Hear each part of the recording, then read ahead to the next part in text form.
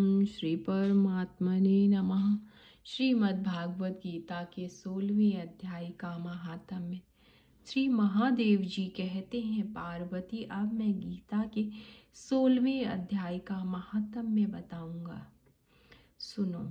गुजरात में सौराष्ट्र नामक एक नगर है। वहाँ खड़गबाहु नाम के राजा राज्य करते थे, जो दूसरे इंद्र के समान प्रतापी थे। उनके एक हाथी था जो मद बहाया करता और सदा मद से उन्मत्त रहता था। उस हाथी का नाम अरिमर्दन था। एक दिन वह रात में हठात सांकलों लोहे के खंभों को तोड़ फोड़ कर बाहर निकला। हाथीवान उसके दोनों ओर अंकुश लेकर डरा रहे थे, किंतु क्रोधवश उन सब की अवहेलना करके उसने अपने रहने के स्थान हथिसार को ढहा दिया। उस पर चारों ओर से भालों की मार पड़ रही थी, फिर भी हाथीवान ही डरे हुए थे। हाथी को तनिक भी भय नहीं होता था। इस कौतूहलपूर्ण घटना को सुनकर राजा स्वयं हाथी को मनाने की कला में निपुण राजकुमारों के साथ वहां आए। आकर उन्होंने उस बलवान दंतेले हाथी को देखा। नगर के निवासी अन्य काम धंधों की चिंता छोड़ अपने बालकों को भय से बचाते हुए बहुत दूर खड़े होकर उस महाभयंकर गजराज को देखते रहे। इसी समय कोई ब्राह्मण तालाब से नहाकर उसी मार्ग से लौटे। वे गीता के 16वें अध्याय के अभयम आदि कुछ श्लोकों का जप कर रहे थे।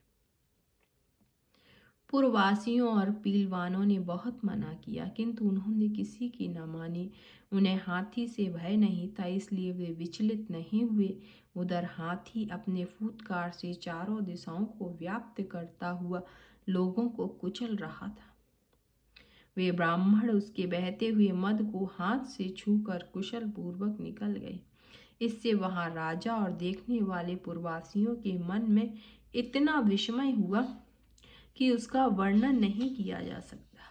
राजा के कमल नेत्र चकित हो उठे थे। उन्होंने ब्राह्मण को बुला सवारी से उतरकर उन्हें प्रणाम किया और पूछा, ब्राह्मण, आज आपने यह महान अलौकिक कार्य किया है, क्योंकि इस काल के समान भयंकर गजराज के सामने से आप सकुशल लौट रहे हैं।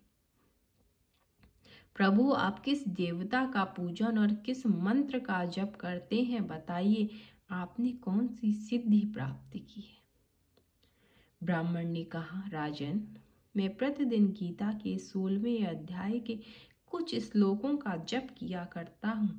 इसी से ये सारी सिद्धियां प्राप्त हुई हैं। श्री महादेव जी कहते हैं, तब हाथी का कौतूहल देखने की इच्छा छोड़कर राजा ब्राह्मण देवता को साथ ले अपने महल में आए। वहां शुभ मुहूर्त देखकर 1,00,000 स्वर्ण मुद्राओं की दक्षिणा दे उन्होंने ब्राह्मण को संतुष्ट किया और उनसे गीता मंत्र की दीक्षा ली। गीता के 16वें अध्याय के अभयम आदि कुछ श्लोकों का अभ्यास कर लेने के बाद उनके मन में हाथी को छोड़कर उसे कौतुक देखने की इच्छा जागृत हुई। फिर तो एक दिन सैनिकों के साथ बाहर निकलकर राजा ने हाथीवानों से उसी मत्त गजराज का बंधन खुलवाया।